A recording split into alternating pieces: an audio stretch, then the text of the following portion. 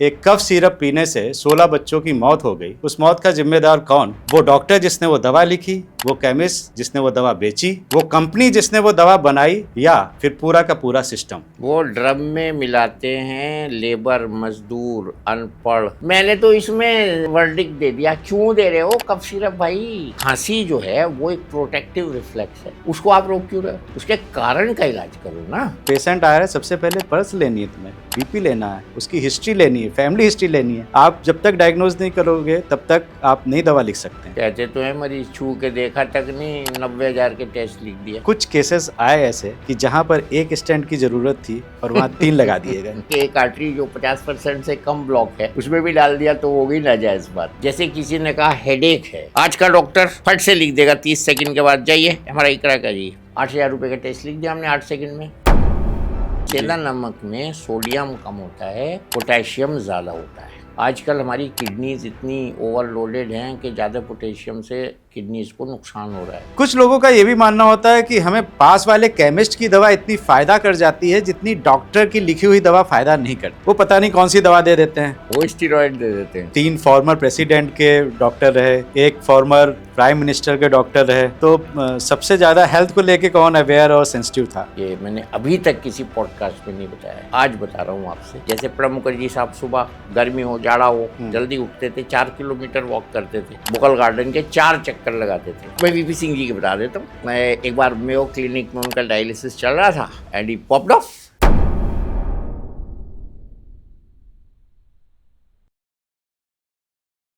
आमतौर पे छोटी मोटी बीमारी जब होती है तो हम पास के केमिस्ट से जाके वो दवा ले आते हैं और उससे आराम भी मिल जाता है। लेकिन कभी कभी वही दवाइयाँ घातक भी हो जाती हैं। अभी हाल में आपने देखा होगा कि एमपी में एक कफ सिरप पीने से 16 बच्चों की मौत हो गई। जिम्मेदार कौन है? नमस्कार, वंदे मातरम, जय हिंद। एक बार फिर से आपका बहुत बहुत स्वागत है तिवारी जी टॉक शो के इस बहुत ही खास एपिसोड में। खास इसलिए कि आज आपके सवालों के जवाब देने के लिए हमारे साथ में हैं पद्मश्री डॉक्टर एम वली, जो कि भारत के 3 राष्ट्रपति के डॉक्टर रह चुके हैं। एक former prime minister VP Singh ji के भी आप डॉक्टर रह चुके हैं। और डॉक्टर वली डॉक्टर से बढ़ के एक बड़े नेक दिल इंसान हैं। इनसे अच्छे जवाब हमें कोई नहीं दे सकता था, क्योंकि जो आज मैं सवाल पूछने वाला हूं वो हेल्थ रिलेटेड भी हैं, सिस्टम रिलेटेड भी हैं, और हम एज ए पेशेंट क्या क्या गलती करते हैं डॉक्टर के चुनाव में, वो भी सवाल हम आज पूछेंगे डॉक्टर एम वली से। सर, बहुत बहुत स्वागत है आपका तिवारी जी टॉक शो। धन्यवाद धन्यवाद, बहुत धन्यवाद। सर, सबसे पहले तो मैं ये पूछना चाहूँगा, अभी एक कफ सिरप पीने से 16 बच्चों की मौत हो गई। उस मौत का जिम्मेदार कौन? वो डॉक्टर जिसने वो दवा लिखी, वो केमिस्ट जिसने वो दवा बेची, वो कंपनी जिसने वो दवा बनाई, या फिर पूरा का पूरा सिस्टम? वो ड्रम में मिलाते हैं लेबर, मजदूर, अनपढ़, गांव के आए हुए, जिनको दवा शब्द की डी की भी महत्ता नहीं मालूम। वो 2 ड्रम ये मिला दिया, 2 ड्रम वो मिला दिया, 4 ड्रम वो मिला दिया, बोतलों में भर दिया। कोई सुपरविजन नहीं है। कफ सिरप या कोई भी दवा हमारे शरीर में जाती है, हमारी वो जान को इफ़ेक्ट करती है, लाइफ को इफ़ेक्ट करती है। कोई वहाँ पे खड़ा नहीं रहता देखने के लिए कि सही भी हो रहा है या गलत हो रहा है। क्या बात कर रहे हैं सर? ड्रम हाँ, से ऐसे मिलाई जाती है? वो लाए ना एनडीटीवी वाले शूट करके, वो नीले वाले ड्रम जो मशहूर हो गया था अभी एक मर्डर केस में। जी जी, जो प्लास्टिक के हाँ, मेरठ में हुआ था सर। तो वही ड्रम शूट करके लाए। वो मुझे बड़ी खुशी हुई, मैंने कहा ये जो ड्रम की मैं 3 दिन से बात कर रहा हूँ, ये आप कम से कम शूट करके लाए। ये हमारे यहाँ क्वालिटी कंट्रोल नहीं है। अच्छा, इसमें कफ सिरप में एक अजीब बात, मुझे एक परसों दिखाने आए जो दवा बनाते हैं जी। मैंने उनसे पूछा ये क्या मामला है? कह रहे डॉक्टर साहब, जब ये मैंने ये भी कहा इसमें कि जब पिछली बार अफ्रीका में कफ सिरप पकड़ा गया था, ऐसी बच्चों की मौत हो गई सर। ये 2022 और 24 में उज्बेकिस्तान में 50 बच्चों की मौत होती है और मैन्युफैक्चरिंग कंपनी इंडियन थी। उसके बाद में फिर एक मामला अफ्रीकन कंट्रीज का भी आता है, वहाँ पे 60 बच्चों की मौत होती है। जी, और बड़ी सुबकी उठानी पड़ी थी भारत को जी। उफ, तो उससे हमने लेसन नहीं सीखा। अच्छा, फिर मैंने ये पॉइंट उस दवा के मैन्युफैक्चरर से पूछा, उसने अजीब बात बताई। चलेगा, हाँ, जब ये हुआ था तो एक्सपोर्ट पे डीजीसीआई ने पाबंदी लगा दी थी कि स्टिल्डेंट स्ट्रिंजेंट चेक होके जाएंगे। हम्म। तो मैंने कहा भैया हमारे यहाँ क्या हम्म। इतनी बड़ी आबादी है? कहले इस पे नहीं है, अच्छा, एक्सपोर्ट पे है। तो मैंने कहा इम्पोर्ट पे अपने वाले पे भी कराओ, मतलब जो बाहर जाएगा उसको चेक हाँ करेंगे। डोमेस्टिक पे नहीं करेंगे। वही कफ सिरप डोमेस्टिक पे नहीं चेक होगा, रूल अलग है। एक्सपोर्ट के लिए स्ट्रिंजेंट चेक होगा, क्योंकि वहाँ देश की रेपुटेशन को, साख को खतरा है, हाँ यहाँ देश के बच्चों की जान को खतरा है। बड़ा फर्क नहीं है। सर, एक चीज़ और मैं बताऊं आपको, most of the pharmaceutical company जो मल्टीनेशनल कंपनी हैं और जो जेनरिक मार्केट में सर्व करती हैं यूएस और यूरोपियन कंट्रीज़ में, वहाँ जो दवा भेजती हैं वो अपने प्लांट में बनवाती हैं, जो यूएस एफडीए और यूरोपियन एफडीए अप्रूव्ड होता है। जो इंडिया में वही कंपनी मार्केट कर रही है दवाई, वो थर्ड पार्टी मैन्युफैक्चरिंग कराती हैं किसी और से। दुर्भाग्य की बात है, हम अपनों को अपना ही नहीं समझेंगे तो कैसे होगा काम भैया। मेरे देश के वो जो 27, 25, 16, 17 जितने भी डॉक्यूमेंटेड हुए हैं, ज़्यादा ही डेथ्स हुई होंगी। तो वो कल के पता है नहीं आपकी तरह से कोई बनता, कोई मेरी तरह से बनता, कोई बहुत कुछ बन सकते थे, कोई लीडर बनता, कोई टीचर बनता। वो भारत के भविष्य से खेल रहे हैं। हम लोग अपने बच्चों को अगर ठीक से तालीम नहीं देंगे तो हम अपने बच्चों के भविष्य से खेल रहे हैं। इसी तरह ठीक खाना नहीं खिलाएंगे तो भी उनका भविष्य खतरे में है, स्वास्थ्य खतरे में है। ठीक उनको शिक्षा नहीं देंगे तो उनका भविष्य खतरे में है, और गलत दवाई पिएंगे तो जान खतरे में। अजीब बात है ना। तो सर आप लोग को भी डर लगता है लिखने से पहले कभी कुछ? मैंने तो इसमें वर्डिक्ट दे दिया। क्यों दे रहे हो कफ सिरप भाई? खांसी का शरबत लिखो ही मत। अच्छा। कारण है, कारण है। हाँ खांसी जो है वो एक प्रोटेक्टिव रिफ्लेक्स है, हाँ। उसको आप रोक क्यों रहे हो? हम्म। उसके कारण का इलाज करो ना। हम्म। कारण का इलाज रूट करना कॉज क्या है है। वो? खांसी को नहीं सप्रेस करना है, वो ये आउटकम है। हाँ, ये इसमें गुर की बात है। सर हमारे जो बड़े टीचर्स जी। थे वो ये नहीं कहते थे कि खाली बुखार उतार दिया आपका काम हो गया, खांसी रोक दिया आप। अरे भाई निमोनिया है तो निमोनिया का इलाज करो ना, जिसकी वजह से खांसी आ रही है। हाँ ऐसे बहुत से कारण होते हैं। हाँ अब गांव में इशनोफीलिया होता है लोगों को, जी। अब लोग खांसी के शरबत पी पी के उसे दबाते रहते हैं कई कई साल तक। हम्म। कारण वेरी सिंपल, कीड़े पेट में। ओह कीड़े की दवा दे दो, अच्छा। जव्वा भर के कीड़े निकलते हैं। सच में अच्छा सर। मैंने देखा। मैंने ऑपरेशन में पूरी पूरी आंत, 32 फीट की जो आंत होती है, जी। ऑपरेशन में फुल ऑफ वॉर्म्स देखी है। हम्म। इतने कीड़े होते हैं पेट में, हम्म। और वो लोग खूब खाते हैं, दुबले रहते हैं। ये छोटा सा सिम्टम से पकड़ सकते हैं आप कीड़े की बीमारी। हम्म। ये कभी कभी निकल आता है। क्या क्या वैसे रहते हैं सर सिम्टम्स? कीड़े के सिम्टम, गुदा में इचिंग होना अगर छोटे वाले कीड़े हैं, जिसको एंट्रोबिएसिस कहते हैं। बड़े कीड़े हैं तो डिस्कम्फर्ट रहता है और भूख ज़्यादा लगती है। डिस्पाइट ज़्यादा खाने के बाद भी वेट कम होता जाता है। हम्म। ऐसा बस मूल्यतः 2 बीमारियों में होता है, थायराइड की हाइपर में और कीड़ों में ज़्यादातर। कैंसर वगैरह में हो सकता है। तो ये 2 बीमारियाँ हम फ़ौरन पूछ के हिस्ट्री से पता लगा सकते हैं। हमारे टीचर्स ऐसे ही करते थे ओपीडी में। लेकिन अब तो डॉक्टर साहब इतने, ये यंग जनरेशन जो आ रही है, मैं देख रहा हूँ इतना बिजी रहते हैं डॉक्टर कि वो हिस्ट्री भी नहीं लेते हैं पेशेंट्स की। मैं किसी बहुत सीनियर डॉक्टर्स थे उनके साथ में बैठा था तो वो कहते थे कि तिवारी जी, हमारे जो प्रोफेसर होते थे डॉक्टर्स, हमारे टीचर्स हमें डांटते थे कि पेशेंट आ रहा है, सबसे पहले पल्स लेनी है, तुम्हें बीपी लेना है, उसकी हिस्ट्री लेनी है, फैमिली हिस्ट्री लेनी है। आप जब तक डायग्नोज नहीं करोगे तब तक आप नई दवा लिख सकते हैं। कहते तो है मरीज छू के देखा तक नहीं, 90,000 के टेस्ट लिख दिए। कहते हैं, आज कहते हैं ना जी। आपको स्कैन लिख दिया, गामा स्टडी लिख दी, बायोप्सी लिख दी, मार्कर्स लिख दिए। पेशेंट को छू के नहीं देखा तो कनेक्ट नहीं होगा। एक चीज़ मैं इस पर बात करूँगा आगे। जब तक तिवारी जी डॉक्टर वली से आके कनेक्ट नहीं होंगे, ना तो तिवारी जी ठीक से डॉक्टर साहब को दिखा पाएंगे, ना डॉक्टर साहब उनको देख पाएंगे, ना जो शिफा होती है वो ट्रांसफ़र होती है, मुंतकिल होती है। Cure gets transferred from your spiritual power to the patient. That connection is required. अच्छा, बहुत आसान है। जैसे आपसे मैं बस इतना पूछ लूँ, आप कानपुर से आए हैं? जी। अरे डॉक्टर साहब को भी पता है कानपुर से। हाँ और कैसे चल रहा है, घर पे सब ठीक है? अच्छा, पिताजी ठीक हैं। हाँ हाँ आप सोचोगे भाई ये डॉक्टर बड़ा हमदर्द है, तो आप फिर खुल के उससे बात करोगे। बिल्कुल। तो ये कनेक्ट बहुत ज़रूरी है मरीज़ के और डॉक्टर के बीच में, नहीं तो बहुत सी चीज़ें छुपी रह जाती हैं। जैसे मैं एक मिसाल दूँ, आपको एक डायबिटीज़ का मरीज़ दिखाना है, आपने उसकी सारा लिख दी, दवाई भी लिख दी, शुगर की रिपोर्ट के हिसाब से देख भी लिया, टेस्ट भी करा दिए। वो अगर आप ये देख रहे हो ये सीट से भी उठ नहीं पा रहा है, अभी इसके मन में कुछ है। आप उससे पूछिए आपको सेक्सुअल वीकनेस तो नहीं है? हाँ, बस वो कनेक्ट हो गया। दुखती रग पे हाथ रख दिया नहीं, आपने। दुखती नहीं, ये फैक्ट है। हाँ 80% लोगों को जो मेल डायबिटिक होते हैं उनको सेक्सुअल डिस्फंक्शन होता है।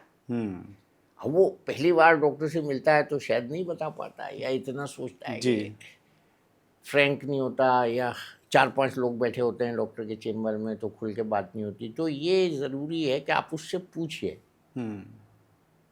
ऐसी आजकल लेडीज़ में डिप्रेशन बड़ा कॉमन है, तो थोड़ा उसको सिंपैथाइज करिए, उससे पूछिए आप उदास रहते हो, रोने को मन तो नहीं करता, तो 70% लेडीज़ इसका जवाब हाँ में देती हैं आजकल। जी। वो इतनी समस्याएं हैं ना। अभी कल एक लेडी आई थी मेरे पास, बहुत डिप्रेस सी लग रही थी, मतलब उसके बोलने में वो खनक नहीं थी जो एक लेडी के बोलने में होती है, या कॉन्फिडेंस कह सकते हो उसको। तो मैंने कहा आपके हस्बैंड क्या करते हैं? उसने कहा वो दुबई में जॉब करते हैं, 2 बच्चे हैं उसके, 2 बच्चों का स्कूल, उनका खाना, सासू माँ ससुर की सेवा अकेली रह के करती है। वो 6 महीने में 1 महीने के लिए आ जाते हैं। तो मैंने पता उससे उसी के जवाब में आया, मैंने कहा तुम क्यों नहीं चली आती उनके पास? कहती अब जा रही हूँ। तो मैंने कहा अब तुम्हारी बीमारी ठीक हो जाएगी। तो ये कनेक्ट बहुत ज़रूरी है। भला अब डॉक्टर से इस बात का क्या मतलब है? कोई मुझसे ये भी कह सकता है आप क्यों पर्सनल बात करें? अरे पर्सनल बात में तो उसकी बीमारी की डायग्नोसिस छुपी है भाई, वो किसी टेस्ट में नहीं आएगी। आप MRI ब्रेन का कराओगे उसमें डिप्रेशन नहीं आता, हाँ हिस्ट्री से पता लगेगा। बिल्कुल। और किसी किसी के तो आंसू आ जाते हैं। सही बात है। सच कह रहा हूँ मैं, आज समाज में हमारी महिलाएं इतनी दुखी हैं। जी सच कह रहा हूँ मैं आपसे, जी। कि आपके शो में मैं अपने दिल की बात कर रहा हूँ। उनसे आप थोड़ा सा भी हमदर्दी से बात करिए, उनके आंसू आ जाते हैं, और कभी कभी मेरे भी निकल आते हैं सुन के। कोई मतलब किसी से बात करने वाला नहीं है, कोई बात करने, वो अकेली ये तो लेडी बहुत रह रही कॉमन है, हो गया। वो किससे अब तो बताए? हम मोबाइलवा से बात करते हैं। हाँ पहले जॉइंट फैमिली होती थी तो नहीं, आपस वो में। सब खत्म हो गया, बात ही मत करिए उसकी।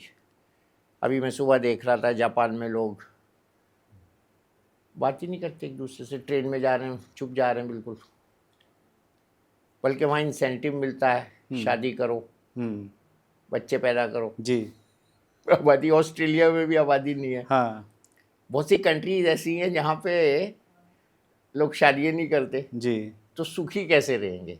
देखिए शादी जो है, अब ये ऑफ द ट्रैक जा रहे हैं हम लोग। नहीं सर। शादी जो है वो 20 बीमारियों का इलाज है, अच्छा। और अकेलापन जो 20 से ज़्यादा बीमारियों की जननी है। हाँ बल्कि मैं तो ये कहता हूँ कि हमको अपने नौजवानों को सिखाना चाहिए जी। कि अपने बुज़ुर्गों को वक्त दें, ताकि उनको जब वो बुज़ुर्ग बने वक्त मिले अपने बिल्कुल। छोटों से। बिल्कुल। और किसी किसी मुल्क में ऐसी स्कीम्स हैं जो वो लिख लेते हैं, जमा कर लेते हैं टाइम को, फिर वो उनके क्रेडिट में जाता है, फिर वो दूसरे जवानों को आगे चल के बताते हैं कि इस बंदे को आप जाके टाइम दीजिए, इससे बात करिए। ये बड़ा जीवन का एक मार्मिक दुख है, और इसके शिकार बहुत ज़्यादा लोग हो रहे हैं। और इसीलिए देखिए कल एक पुलिस वाले ने सुसाइड कर लिया, बहुत सीनियर पुलिस वाला, ADGP रैंक का जी। एडिशनल डायरेक्टर जनरल रैंक का। जी हाँ कल की न्यूज़ में था ना। जी बिल्कुल। उनकी वाइफ IAS ऑफिसर है, चीफ हाँ। मिनिस्टर के साथ टूर पे गए, हरियाणा के IPS ऑफिसर थे। भैया क्या कष्ट है आपको? अकेलापन है। जब मैं टूर पे जाता था प्रेसिडेंट के साथ, VP सिंह साहब के साथ, में 4-4 महीने टूर पे रहा हूँ, तो मेरी वाइफ ने अकेला रहना सीखा, नहीं तो वो भी डिप्रेशन में चली जाती। बिल्कुल। और मेरे पीछे वो सब काम कर लेती थी, हटो बचो के भी सब काम कर लेती थी। हाँ तो मतलब ये सीखने में बड़ा एफर्ट लगता है। एक सहारा, एक शब्द है सहारा। जी। सहारा एक बहुत अच्छा शब्द है। एक दूसरे का सहारा हमको चाहिए होता है, और वो सहारा अगर लाइफ में नहीं है, हम्म। और 90% लेडीज़ को तो यही शिकायत है ना, उनसे कोई बात नहीं करता। हम्म। आजकल जो न्यूक्लियर फैमिलीज़ हैं, हस्बैंड वर्किंग, वाइफ वर्किंग, शाम को आए थक के सो गए, खाना खा के, बच्चे नौकरों के पास रहे, दिन में अगर हैं तो दादा दादी नहीं, नाना नानी नहीं, क्या करें भाई? अब वो कैसे अपनी थकान उतारेंगे? वो सो ही जाएंगे। बिल्कुल। They can't do anything. तो ये जो लाइफ का एक ट्रेंड चल रहा है हम लोगों की, ये बड़ा, खुद ये मैं इसलिए बात कर रहा हूँ एक शायद शुरू में, कि बहुत सी बीमारियों की जननी है ये लाइफ स्टाइल, जिसको हम आजकल लाइफ स्टाइल डिजीजेस कहते हैं। बिल्कुल सर। तो गड़बड़ है। नहीं, बहुत अच्छा आपने जो पॉइंट उठाया है, बिल्कुल ये सोचनीय विषय है और हम सबको, नहीं, आगे समाज को चल ध्यान के देना देखिए, होगा। वो उस ऑफिसर को गाड़ी भी है, बंगला भी है, सरकारी मकान है, लॉन भी होगा, उसमें बैठने की जगह भी होगी, अखबार पढ़ने का समय भी होगा, उसको सब कुछ है, वर्दी है, लाल बत्ती है, हम्म। बीवी IAS है। हम्म। काहे सुसाइड कर लिए भाई? कम्युनिकेशन नहीं है, हम्म। वो सुख नहीं है जिसको एक्चुअल सुख कहते। पहला सुख निरोगी काया, बिल्कुल। उसमें भी, हमारी बीमारी में भी है निरोगी काया। काया तो देख लेते हैं सर, लेकिन हाँ जो आजकल मेंटल स्ट्रेस है उस पर ध्यान कम जाता है। हाँ, इसमें वो 5 चीज़ें जो बताई गई हैं, जिसमें एक अच्छी बीवी भी है, और मतलब हलाल की कमाई भी है, जी। अच्छा घर है, अच्छे बच्चे हैं, वो सब पांचों सुख जो इसमें बताए गए हैं, आयुर्वेद का एक ये उसूल है। जी। तो इसमें सबसे पहला जो सुख है वो है कम्युनिकेशन। हम्म। आज का शायद हमारी टॉक का ये वर्ड रहेगा, टैग बिल्कुल। वर्ड, बिल्कुल। कम्युनिकेशन। हाँ। और यही कम्युनिकेशन पेशेंट और डॉक्टर के बीच में, मैंने अभी बताया, वो बहुत ज़रूरी है। यही कम्युनिकेशन बच्चों के और माँ बाप के बीच में ज़रूरी है। संवाद जैसे संवाद बहुत जरूरी है। संवाद में मेरे को पता होना चाहिए मेरी लड़की आज रात देर से क्यों आई। इसका ऑफिस 6 बजे ख़त्म होता है, ये 9:30 बजे घर आ रही है, जी। तो मुझे संवाद करना पड़ेगा आज ही, ताकि कल से वो चीज़ ना हो कि बेटी कहाँ थी तुम अभी 3 घंटे। बिल्कुल। और अगर वो ना कम उम्री में कोई ऐसी बात करके आई है, तो अगर वो बता देगी पहले दिन ही, तो 6 साल के बाद मालूम ये नहीं होगा कि अब बम फटा और उसने कहा कि मैं फलाने घर के फलाने लड़के से शादी करूंगी। बिल्कुल। वो उसके 6 साल बाद होगा, उस दिन जिस दिन वो लेट हाँ, आई है। एकदम और सही सर। इसको देखना पड़ेगा, देखना पड़ेगा। हमारे बच्चों का भविष्य है, हमारे पास टाइम नहीं है, ये कौन सा एक्सक्यूज है? हम्म। ये टाइम निकालना पड़ेगा सर टाइम आपको। निकालना। अच्छा, उसकी मिसाल बहुत अच्छी देते थे हमारे गुरुजी, जी। कि 3rd क्लास का डिब्बा है। हाँ। जैसे लोग छठ पूजा पे जाते हैं ना, जी जी रिजर्वेशन नहीं होता, जाना ज़रूरी होता है। जी। अब 3rd क्लास के डिब्बे में हमारे ही गांव का एक आदमी दूर खड़ा स्टेशन पे देख रहा है, ट्रेन खचाखच भरी है, हाँ। तो हम खिड़की से उसको हाँ। अंदर कुदा लेते हैं, हाँ। और वो धीरे धीरे धीरे धीरे जब गाड़ी चलती रहती है, हाँ। आगे चल के जगह बन जाती है। सही बात है। तो हमें ऐसे ही वक्त की, जो कहते हैं ना फुर्सत नहीं है, फुर्सत निकालनी पड़ेगी उसी वक्त में से, उसी भीड़ में उसकी जगह बन गई ना, बिल्कुल। जो कि पहले नहीं थी, वो ही निकालनी पड़ेगी। बिल्कुल सर, बहुत ज़रूरी आपने अहम ये प्रश्न खड़ा किया है। ये देखिए, संवाद हर बहुत घर की ज़रूरी है। कहानी है। जी। अब तो देखिए गांवों में भी है ऐसा, बच्चे बड़े हो जाते हैं, अलग मकान बना लेते हैं, माँ बाप से दूर हो जाते हैं। शहर में तो देखिए बहुत ज़्यादा है। हम इसकी बात इसलिए कर रहे हैं, ये हमारे देश की प्रॉब्लम बहुत बड़ी होने जा रही है। समय के अभाव में हमारे बच्चों का भविष्य ख़राब ना हो, उसको हमें देखना है। बिल्कुल सर। मुझे अच्छी तरह याद है, जिस दिन पापा घर पे इत्तेफाक से होते थे और मैं स्कूल से देर में आता था, तो पापा सबसे पहले ये पूछते थे कहाँ थे। हाँ। तो हमको बताना पड़ता था कि आज एक्स्ट्रा क्लास थी। अब हमको पता लग गया, पापा इस बात को सुन के चुप हो जाते हैं। हाँ। तो एक बार एक पिक्चर आई, उसको देखने का मैं शौक था, तो हम गए, 1 घंटे की पिक्चर देख के घर आ गए। उस इत्तेफाक से उस दिन भी पापा घर पे थे, तो मैंने कहा आज एक्स्ट्रा क्लास थी। 1 घंटे की। तो पापा ने मेरी शर्ट में हाथ डाला हाँ, और वो टिकट की आधी जो चले ये वाली एक्स्ट्रा क्लास थी। हाँ। तो फिर हमें उसके बाद हिम्मत नहीं हुई झूठ बोलने की। जी, झूठ बोलना जो है ना, ये हमारे समाज को तोड़ रहा है। बिल्कुल। हम झूठ बोल देते हैं, झूठ हाँ। बोल के बचता नहीं है इंसान, अपना बिल्कुल। नुकसान करता है। तो बच्चों में इतना, ये बहुत अच्छी बात निकल के आ रही है कि बच्चों में माँ बाप को इतना फ्रेंडलीनेस के साथ रहना चाहिए कि बच्चा माँ बाप से कुछ छुपाए नहीं। और ये संस्कार में शामिल जब हो जाता है तो लाइफ लॉन्ग हमारे साथ में चलता है। हाँ, अच्छे बच्चे निकलते हैं। अब इसी से मैं एक बात कनेक्ट करता हूँ सर, हम्म। आप इस बात को एग्री करेंगे या नहीं करेंगे, लेकिन मैं जो देख रहा हूँ अभी जितने भी नए जनरेशन के डॉक्टर्स आ रहे हैं वो सर इतना ईगो में रहते हैं, एटीट्यूड में रहते हैं, मैं क्या कहूँ, कि पेशेंट से बात नहीं करेंगे, उनके सवालों का जवाब नहीं देंगे, अटेंडेंट कुछ पूछेगा तो नहीं बताते हैं, टाइम नहीं देते हैं। दूसरा सर इसी से कनेक्टिंग मेरा सवाल ये भी है कि जो आपने कहा कि झूठ नहीं बोलना चाहिए, कुछ केसेस आए ऐसे कि जहाँ पर एक स्टेंट की ज़रूरत थी और वहाँ 3 लगा दिए गए। चलिए पहले वाले को ले लेते हैं, डॉक्टर वाले को पहले। देखिए, डॉक्टर जो बच्चे बन रहे हैं ना, उनको वो माहौल अगर मिलेगा जिसमें अच्छे संस्कारी टीचर उनको पढ़ाएंगे तो उनको भी वो सिखाएंगे। जैसे मैं एक प्रोफेसर सिक्का थे हमारे, हाँ, एक दिन राउंड पे जाते जाते उन्हें कुछ याद आया, उन्होंने जेब में हाथ डाला और एक स्टूल की टट्टी की शीशी थी सील्ड, हाँ, हाँ। अरे वली ये लैब में दे आओ। अच्छा। वो पेशेंट का स्टूल घर से लेके आए थे ओ, और उसमें कोई कोई कोई कोई घिन नहीं थी, कोई वो नहीं थी। नहीं, कोई घिन क्या, मतलब सील्ड है। हाँ, हैं? अब हम पिग की फैट से बनी हुई चीज़ें अपने घर में रखते हैं, वो घिन आती है किसी को, पता है उसमें क्या है? चिप्स पता नहीं काय में जी। सीखते हैं, मुझे नहीं पता। तो ये जो है उनका वो महानता, उससे मैंने बहुत कुछ सीख लिया। अच्छा, जीएसवीएम की बात बता रहे हैं आप, कानपुर? हाँ, हमारे प्रोफेसर थे बहुत हाँ, डॉक्टर सीनियर, सिक्का। सबसे सीनियर। अरे वो स्टूल लाने में उन्हें कोई शर्म नहीं थी। अब ये जब सीखा, मैंने देख के तो सीखा, उन्होंने कुछ नहीं कहा मुझसे, लेकिन मैंने सीखा। तो ऐसे संस्कारी टीचर, अब हम एआई से पढ़ेंगे तो हमें संस्कार कहाँ से आएगा, ज्ञान आएगा? पावर पॉइंट से पढ़ेंगे तो संस्कार कहाँ से आएगा? जी। हमारे टीचर तो पढ़ाते पढ़ाते चौक फेंक के इतनी जोर से मारते थे कि गुमड़ा पड़ जाता था अगर किसी को बात करते हुए देख लिया, क्योंकि हम पढ़ा रहे हैं, तुम बात कर रहे हो। एक हमारे चौथी क्लास में आर्ट के टीचर थे, पन्नालाल शर्मा जी, स्कूल में। वो 10 मिनट में गोला बना के रंग भर के बता देते थे कि बना लो, और बाकी जो 30 मिनट क्लास के बचते थे उसमें वो अच्छी बातें बता देते। अच्छा, उस समय वो बातें समझ में भी नहीं आती कि तुम एक महान देश के भावी नागरिक हो। चौथे क्लास के बच्चे को क्या पता लगेगा महान देश, भावी नागरिक, तुम्हें देश के लिए कुछ करना है।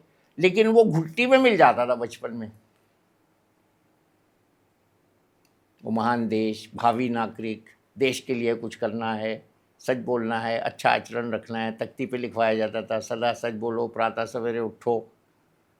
तो ये सब क्या चीज़ें थी, अब मिसिंग है। अभी मैं मेडिकल के उससे बोलता हूँ बार बार, स्कूल्स में लॉन मिसिंग है। अभी आईटीसी का बहुत बड़ा कॉन्क्लेव हुआ था, उसमें सबसे बड़े प्रोफेसर जो हमारे हैं कार्डियोलॉजी के, उन्होंने मुद्दा उठाया। मैंने उनसे कहा, मैंने वेलम्स स्कूल का फ़ोटो अपने यहाँ खिंचवा के लगवा रखा है कि देखो वेलम्स के स्कूल की बिल्डिंग छोटी है, लॉन बड़ा है। क्या है वो लॉन? व्यायाम का मंदिर। वो लॉन नहीं है, घास नहीं है, वो बच्चों की हेल्थ से रिलेटेड है। व्यायाम का मंदिर है जहाँ बच्चे दौड़ सकें, भाग सकें, पीटी कर सकें, क्रिकेट खेल सकें, मैच खेल सकें, हॉकी खेल सकें।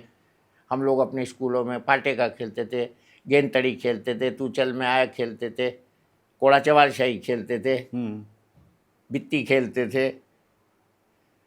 तो ये व्यायाम ही ख़त्म हो गया, तभी तो 16 साल के बच्चे को लाइपिड बढ़ रहा है, हार्ट अटैक हो रहा है। 23 साल का बच्चा कहलाया तो उसके एक स्टैंड पड़ गया। हम लोग बहुत चिंतित थे कि यार क्या होगा। अच्छा, अब दूसरी, अब स्टैंड की आपने जो बात की, कभी कभी ऐसा होता है कि जो नैरोइंग होती है वो लंबी होती है, तो एक ही जगह स्टेनोसिस होती है, तो उस लंबाई को पूरा करने के लिए स्टेंट एक अगर इतना लंबा नहीं होता तो 2 या 3 भी डालने पड़ते हैं। अच्छा। तो ये तो हुई जायज़ बात। अब इसकी नाजायज़ बात यह है कि एक आर्टरी जो 50% से कम ब्लॉक है हाँ उसमें भी डाल दिया तो हो गई नाजायज़ बात, क्योंकि बर्नौलीज़ थ्योरम जो 12वीं क्लास में पढ़ाई जाती है उसके हिसाब से लीनियर फ्लो में 50% से अगर कम ब्लॉकेज है हाँ। वो ज़ीरो है। अच्छा, तो स्टेंट नहीं लगना तो लग गया। आपके पकड़ में आए कुछ ऐसे केस? बहुत से आते हैं बेचारे, अब लगने के बाद में उसको निकाल नहीं सकता ना। हाँ, लग गया तो लग गया। अच्छा, कभी कभी अब ये भी हो रहा है कि कहीं से इंश्योरेंस से पेमेंट हो रहा है या किसी स्कीम से हो रहा है, जैसे सेंट्रल गवर्नमेंट हेल्थ स्कीम है या किसी कार्ड से हो रहा है, तो थोड़ा सा ओवर ट्रीटमेंट भी हो जाता है, बट ये एक्सेप्शंस हैं, इसको हम जनरलाइज नहीं कर सकते। ओकेजनल अब चूंकि ये दुख भरी कहानी हो जाती है इसलिए तेज़ी से फैलती है। वही डॉक्टर जो 99 मरीजों को स्टेंट लगा के ठीक करता है उसकी इतनी शोहरत नहीं होती, अगर गलती से एक को गलत स्टेंट लगा देता है तो उस गलत स्टेंट की शोहरत ज़्यादा हो जाती है। तो ये एक्सेप्शंस, राइट। मैं डिफेंड नहीं कर रहा हूँ, मैं चलिए, fact आपने बता रहा हूँ। थोड़ा सा एक्सेप्ट तो किया, बहुत से डॉक्टर एक्सेप्ट भी नहीं नहीं, करते हैं एक्सेप्ट तो करना चाहिए जी। क्योंकि पेशेंट इज ऑलवेज राइट। हाँ, एक बात ये कहता हूँ मैं कि हम मरीज को गलत ना ठहराएं।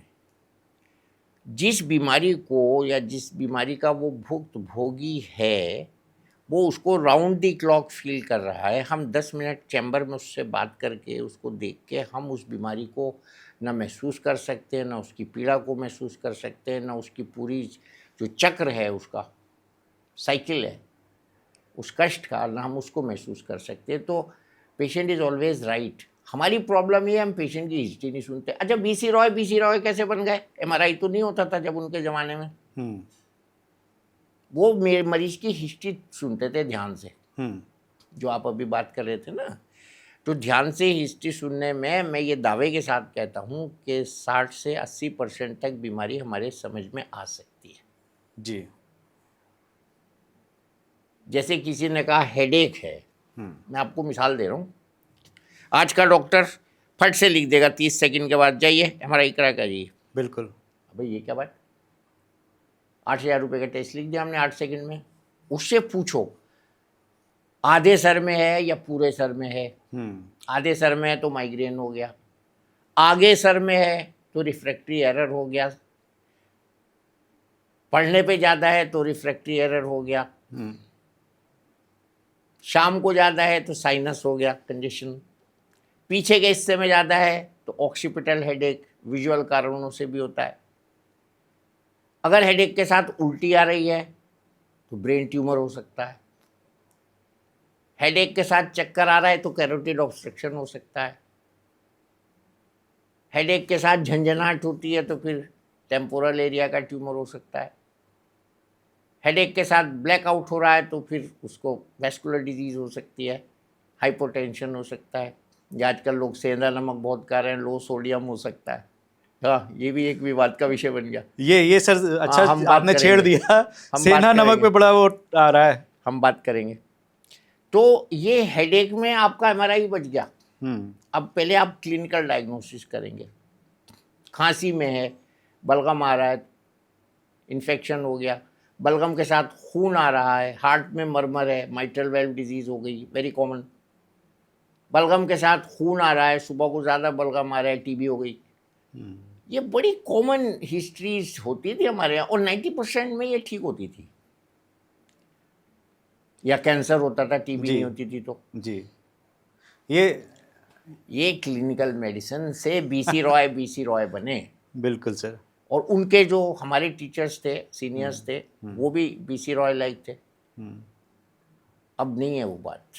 और वो इवनिंग टीचिंग होती थी क्लास में, जो सीनियर्स पढ़ाते थे, जो हमारी रग रग से वाकिफ़ होते हैं कि वली साहब क्या करते हैं हॉस्टल में, तो उसी हिसाब से वली साहब को हमारा सीनियर हमारा पढ़ाते थे।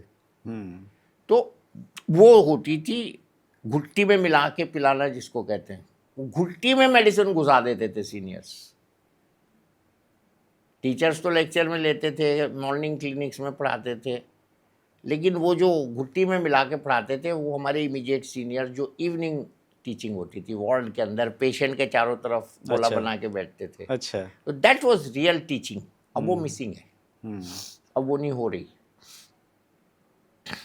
अब सेंधा नमक की बात भी यहीं ख़त्म कर देता हूँ। सेंधा नमक में सोडियम कम होता है, पोटेशियम ज़्यादा होता है। आजकल हमारी किडनीज इतनी ओवरलोडेड हैं कि ज़्यादा पोटेशियम से किडनीज को नुकसान हो रहा है और सोडियम कम होने से बहुत सी प्रॉब्लम्स हो रही हैं। तो मैंने इसका ये निकाला है कि मैं रामदेव जी के ख़िलाफ़ ना बोल के मैं इसका सॉल्यूशन देता हूँ कि आप खाना जो बनाते हैं उसमें तो वाइट सॉल्ट डालिए, आयोडाइज्ड नमक किसी भी अच्छी कंपनी का, टेबल सॉल्ट के तौर पे आप वो रखिए पिंक सॉल्ट, खाइए, वो भी हेल्दी है। बट जिनकी किडनी वगैरह ख़राब है उनके लिए तो जहर है। अच्छा। पोटेशियम ज़्यादा जब होता है उसमें तो हम्म। ये है कहानी सेंधा नमक की। चलिए क्लियर कर दिया हाँ आपने। क्लियर है। एक सर तेल और घी को लेके भी बड़ा कंफ्यूजन रहता है। तेल, घी, चिकनाई, मक्खन, फैट, पनीर, देखिए हमारी बॉडी को 20% फैट की ज़रूरत होती है। तो ये बिल्कुल कहना गलत है कि आप तेल बंद कर दीजिए, चिकनाई बंद कर दीजिए, मक्खन बंद कर दीजिए, फैट बंद कर दीजिए, पनीर बंद कर दीजिए, नहीं। हम एक्सरसाइज जब करते हैं ना तो फैट बंद करते हैं, तो एक्सरसाइज बढ़ाइए, तेल खाइए, एक्सरसाइज भी करिए साथ में। एक्सरसाइज बढ़ाइए। हाँ। तेल में ऐसा होता है, देखिए तेल में हमारे टाइम में, आपके टाइम में तो कड़वा तेल खाया जाता था ना, जी जी। जो अब फैशन में डालडा आता था, हाँ, कड़वा तेल और देसी डालडा घी। में ये था कि वो अब डालडा नहीं आ रहा है, वनस्पति पीपे कहते वाला थे आता था उसको, सर हाँ, पहले। वनस्पति। Dalda is a brand, I don't want to hurt Dalda brand, they have also made a refined version of Dalda. जी। तो ये जो तेल होते हैं ये अधिक मात्रा में नहीं खाने चाहिए। प्रधानमंत्री जी इसीलिए तो कहा है 10% कट करो। प्रधानमंत्री ये नहीं कहा लाल किले के प्राचीर से कि बंद करो, नहीं, 10% कटौती करने को बोला है। जी। तो 90% खाना है, ये बोला है प्रधानमंत्री जी ने। हाँ। तो उस खाने में हमको देखिए सबसे अच्छा, टाइम ना वेस्ट करते हुए, 1/3 तो आप देसी घी खाइए, 1/3 कड़वा तेल खाइए, 1/3 अपनी पसंद का कोई भी रिफाइंड या अच्छा तेल खाइए।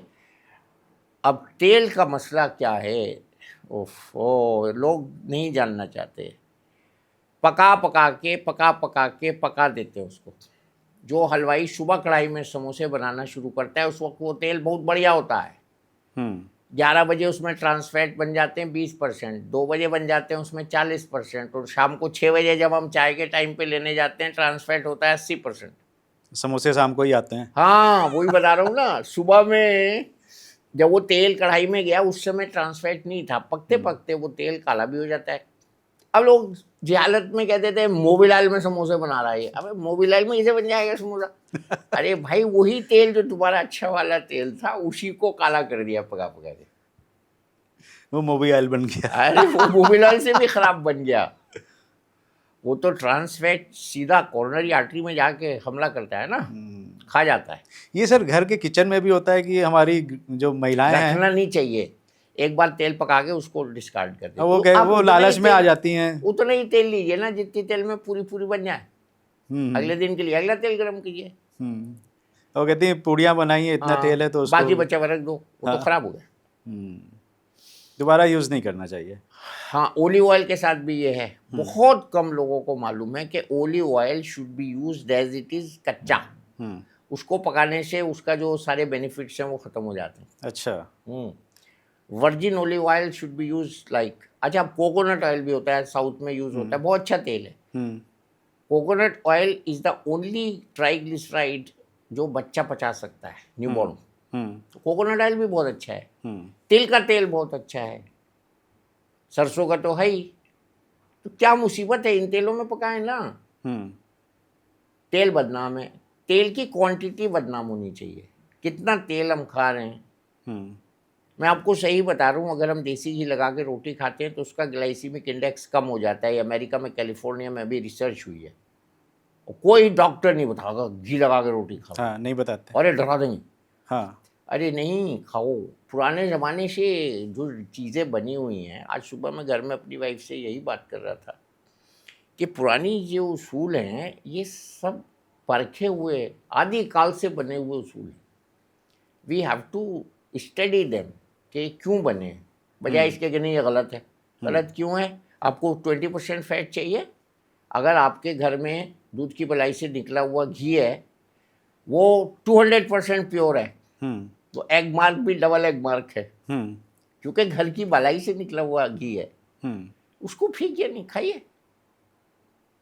बहुत से मेरे मरीज हैं, वो मुझे ला के दे देते घी किसी चीज़, ये लो जी घी। मुझे पता है वो क्यों लाते हैं। हम्म वो चूँकि हार्ट के पेशेंट हैं, दूसरे डॉक्टरों ने उन्होंने डराया हुआ है, वो मेरे को दे, मैं बहुत खुश होता हूँ। हाँ, मुझे मैं अपनी बिटिया को दे देता हूँ, लो तुम्हारी जो छोटी बिटिया है उसका खाना इसमें बनाओ। इतना डरा रखा है लोगों को। अरे भैया देखो, पुतिन साहब को देखो, जी। उनके दफ्तर से ऑफिस की दूरी देखिए कभी वीडियो में आपने? हम्म 0.25 किलोमीटर से 1 किलोमीटर के बीच चलते हैं वो, हम्म अपने जब जी। पैलेस में जहाँ भी वो रहते हैं, अपने ऑफिस में आते हैं स्टडी में, हम्म। ही वॉक्स। हम्म अब वो घी खा लेंगे तो उनको नुकसान नहीं होगा। हम्म एक जलेबी वाला जो सुबह 7 बजे से रात के 7 बजे तक बैठा है अपनी गद्दी पे, वो अगर वही घी खा लेगा तो नुकसान होगा। तो उसके पेट में तो घी भरा हुआ है 1 साल के खाने के बराबर। तो जी। मैं बहुत छेड़ता हूँ। हाँ। कल एक ओबीज पेशेंट आए थे, हम्म वो दवाई की बात करे जा रहे थे। मैं कहा तुम्हें दवाई की बात जो कर रहे हो ना, इससे ज़्यादा बड़ी बीमारी है मोटापा। हम्म एंड ही वॉज, इतना ढीठ आदमी मैंने नहीं देखा। मैंने उसको 10 बार चौका हम्म प्रोवोक किया हम्म कि तुम्हारी असली इलाज जो है तुम्हारा वेट लॉस है। हम्म तुम्हारी बीमारी का असली इलाज वेट लॉस है। तुम्हारी हार्ट का और जो ब्लड प्रेशर है उसका इलाज वेट लॉस है। वो घुमा घुमा के मुझे इस बात पे ला रहा था कि ये दवाई नहीं मिली, वो दवाई नहीं मिली। मैं कहा तुम्हें असली बीमारी नहीं पता अपनी, तुम्हें इन दवाइयों की ज़रूरत ही नहीं पड़ेगी अगर तुम वेट लॉस कर लोगे। कम से कम मैंने उसको 10 बार कहा और उसने एक बार भी नहीं कबूला कि हाँ डॉक्टर साहब मैं अपना वेट कम करूँगा। इतने ढीठ हो गए हम लोग। हम्म बिल्कुल। अभी एक होटल वाले का फ़ोन सुबह आया था बरेली से। जी। ये वो जो परसों दिखाया था डॉक्टर साहब, आपने कहा था एंजियोग्राफी ज़रूर करा लेना। वो 26-27 साल का है, अच्छा। मगर लंबा भी है और खूब मोटा भी है। हाँ। तो मैंने उससे पूछा क्या करते हो? कह लेंगे हमारा होटल है। तो हमने कहा क्या, कहाँ पे होटल है? वहीं है घर के पास। हमने कहा तो वो घर से तो होटल पे चलने भी नहीं जाओगे। मैंने क्या वैसे हो मुर्गे का होटल? मैं कहा जितना वैसे उतना खाते भी जाते हो क्या साथ साथ? कह हाँ खाता हूँ। एंड ही वॉज टू मोटू। हम्म और मैंने उसको बहुत खिंचाई करी। हम्म मैं ओबेसिटी का बहुत बड़ा दुश्मन बन चुका हूँ, क्योंकि सारी जो बीमारियों की जड़ है वो ओबेसिटी है। प्रधानमंत्री जी ने भी इस पर बात की है। उसको उसने बहुत अच्छा किया मेरे कहने से, एंजियोग्राफी करा ली। आज सुबह उसका फ़ोन आया। अब उसको इस बात पे तैयार करना है कि वो अपना बाईपास कराए। कुछ उसके फाइनेंशियल रीजंस भी हैं। तो मैंने कहा भैया मैं दिल्ली में सरकारी अस्पताल में तुम्हारा बाईपास फ्री करा दूंगा। 6 लोगों को ले आओ जो अपना ब्लड दे दें ऑपरेशन के लिए। वो अच्छा। बहुत खुश हुआ। अच्छा। देखिए उसकी जान बच जाएगी, हाँ। जान बच जाएगी। बाईपास करा लेगा, उसकी जान बच जाएगी। और थोड़ा वज़न आगे चल के जब वो इतना बड़ा ऑपरेशन कराएगा तो उसको थोड़ी तो अकल आ ही जाएगी कि मेरा वज़न खाने से बड़ा है। बिल्कुल। अच्छा, इसलिए में वज़न एक दिन में नहीं बढ़ता। जी। अच्छा, मैं बड़े अच्छी मिसाल देता हूँ इसमें एक गणित की। एक दिन में हमने थोड़ा ज़्यादा खाया तो 10 ग्राम वज़न बढ़ गया। जी। 1 महीने में 300 ग्राम बढ़ गया। हम्म 1 साल में 3 किलो 600 ग्राम बढ़ गया। 12 जी। तिया 36। हाँ। 10 साल में 36 किलो बढ़ गया। हाँ। और ये आम एक भारतीय की स्टोरी है कि जी। 10 साल में वो करीब 30-35 किलो वेट बढ़ा लेता है। हाँ। अगर खाने का शौकीन हो। जी जी। तो इतना ही थोड़ा सा कम खा के तुम अपना वेट सेम रख सकते हो। एक सर और बड़ी कॉमन सी मिसाल है कि शादी के बाद वजन जरूर बढ़ जाता अब है। मैं यही कहना चाह रहा था। मैंने कहा मैं ये कहूँगा एक आने वाली एक इंडियन ब्राइड का वेट इतना बढ़ जाता है 10 साल बाद, तो मैंने कहा जरा अच्छी नहीं लगी। हाँ, शादी के बाद देखिए 2-3 रीज़न है। हाँ। एक तो वर्क कल्चर चेंज हो जाता है, जिम्मेदारियाँ बढ़ जाती हैं, स्ट्रेस बढ़ जाता है। और वो बिटिया जो हमारी खूब आज़ाद चिड़िया की तरह घूमती फिरती थी, चलती फिरती थी, वो एक घर में आ जाती है, 4 दीवारी में कैद सी हो जाती है। फिर उस पर रिस्पॉन्सिबिलिटी। फिर प्रेगनेंसी भी ओबेसोजेनिक है। प्रेगनेंसी हुई, उसके बाद आजकल सेवा पता नहीं कितनी होती है। हमारे टाइम में तो खूब मखाने और जी चारों जी। मगज और घी और वो वाइट वाली जो दक्षिणी मिर्च कहलाती थी जी। उसका वो बनता था। तो वो खिलाया जाता था औरतों को, वो ओबेसोजेनिक होता था। अब उसके साथ एक्सरसाइज नहीं करते। तो प्रेगनेंसी में एक्सरसाइज मना नहीं है। पता नहीं क्यों लिटा देते हैं बच्चों को प्रेगनेंसी में आजकल। फिर एक प्रेगनेंसी हुई, दूसरा कुछ किताबों में नहीं लिखा है, लेकिन ये मैंने 95% लेडीज़ में देखा है, सिजेरियन के बाद वेट बढ़ता है समहाउ। तो वो या तो आराम ज़्यादा करते हैं ऑपरेशन की वजह से, या कुछ तो चेंज होता है उनकी लाइफ स्टाइल में। और बट स्ट्रेस इसमें वो बड़ा कारण है। अभी हम स्ट्रेस की बात करेंगे। कम्युनिकेशन के बाद दूसरा इम्पोर्टेंट वर्ड हमारी आज के विषय का स्ट्रेस है। होना चाहिए, क्योंकि हमारे छोटे बच्चों से लेकर बड़ों तक स्ट्रेस का शिकार हैं। और ये स्ट्रेस ऐसा होता है जो दिखाई नहीं देता, invisible trauma to whole body. कल एक बहुत बड़े वकील आए थे मेरे पास, सुप्रीम कोर्ट के, अटॉर्नी जनरल भी थे कई साल पहले। मुझे उनको कन्विंस करने में करीब आधा घंटा लगा कि आपको हाई ब्लड प्रेशर है। क्या डॉक्टर साहब, मैं रोज़ एक्सरसाइज करता हूँ, मैं वॉक करता हूँ 10 किलोमीटर, डॉक्टर साहब मैं ठीक हूँ। मैंने कहा ये ब्लड प्रेशर की रीडिंग ठीक नहीं है, इसको मुझे कम करना है। और आज मुझे बड़ा अच्छा लगा, सुबह उनके व्हाट्सएप पे बीपी की रीडिंग आई जो कि 170 110 थी। अच्छा। 3 दिन पहले, आज 134/80। अरे वाह। तो मैंने उनको लिखा वाओ, WOW, आप देख सकते हैं अभी मेरा अच्छा। व्हाट्सएप खोल के। तो ये चीज़ें होती हैं। तो ये हमारे को यहाँ ब्लड प्रेशर की बात भी हमको कर लेनी चाहिए, to make the talk academic. Blood pressure एक ऐसा दुश्मन है, वर्ल्ड ओवर विकसित देशों में भी 50% लोगों को नहीं मालूम है कि हमको ब्लड प्रेशर है। जी, अनडायग्नोज हैं। हाँ, ये रूल है, रूल ऑफ 50 ब्लड प्रेशर में, ये रूल ऑफ 50 है जी। तो बहुत ज़रूरी है अपना ब्लड प्रेशर भी चेक कराना। इसी तरह कोलेस्ट्रॉल। सर, नॉर्मल बीपी हर इंडिविजुअल का, एक मैं देख रहा था, वो पद्मश्री डॉक्टर BM हेगड़े हैं, तो उन्होंने कहा इंडिविजुअल टू इंडिविजुअल डिपेंड करता है। आपका क्या नाम है? उन्होंने ही ये बात कही थी, बच्चों को ट्राइग्लिसराइड, नारियल का तेल हजम होता है जी। और वो बड़ी अजीब अजीब बातें कहते हैं। उनको पद्म भूषण इसीलिए मिल गया कि उन्होंने आयुर्वेद की सेवा बहुत की अपने भाषणों में, गीता के उपदेश से, आयुर्वेद से। और ये बहुत अच्छा किया उन्होंने। मतलब हमारी बिरादरी का अगर कोई डॉक्टर, जैसे मैंने अभी आपको पहला सुख निरोगी काया वाली बात बताई, हम लोगों को अपनी जो नॉलेज है, वेस्टर्न एजुकेशन की जो नॉलेज है, उससे हमने जो घर में सीखा है, जैसे दादी माँ के नुस्खे हमने सुने हैं ना, सीखे हैं वो, अब उसको हम नुस्खे में नहीं ट्रांसफॉर्म करते। क्यों नहीं करते? करो। गार्गल क्यों नहीं बताते थ्रोट हाइजीन में?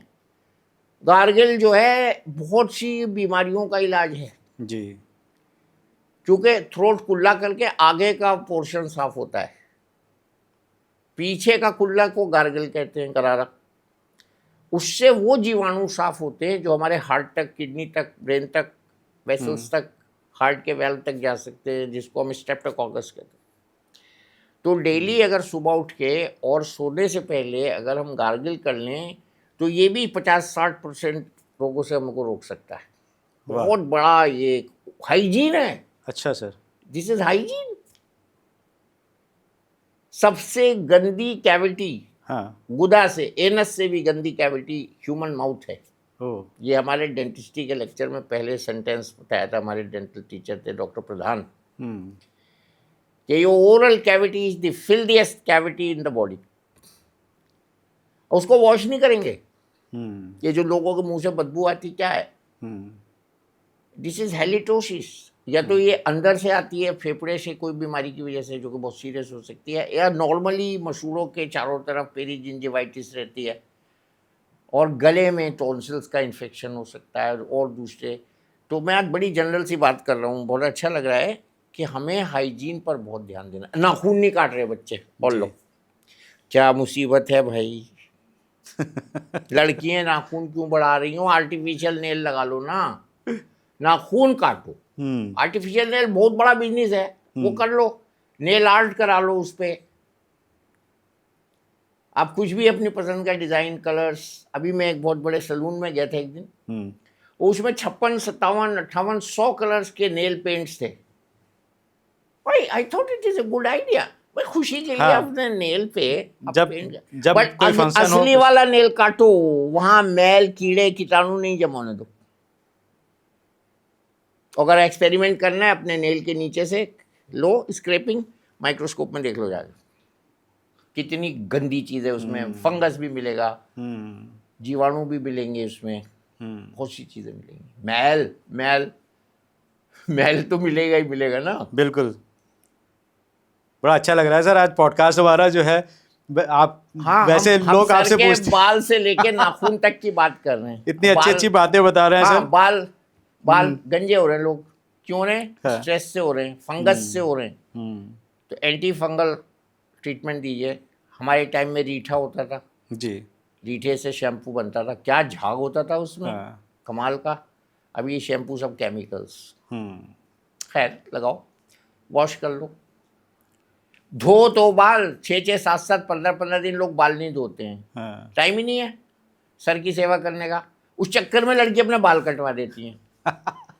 उफ, इतनी बड़ी खूबसूरती जिसपे इतनी शायरी हुई है, जुल्फों को, जुल्फों को लेके जुल्फों को ही कितने कटवा गाने दे। बन अच्छा, गए सर। बड़ा सिंपल सा एक्सप्लेनेशन होता है उनका। मेरी बात उनको बड़ी बुरी लग रही होगी जो इस तरह की बच्चे हैं। जी, अरे अपनी खूबसूरती को बढ़ाइए, उसको कम मत करिए ना। वो पहले तो थोड़ा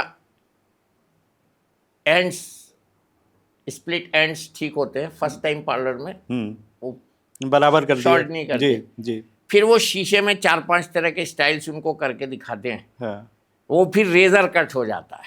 अब वो आप कहेंगे, लड़की कहेंगी ये डॉक्टर साहब हैं, रेजर कट की बात कर रहे हैं। सही कर रहा हूँ, आप अपनी खूबसूरती को हाँ, कम कर रहे हैं।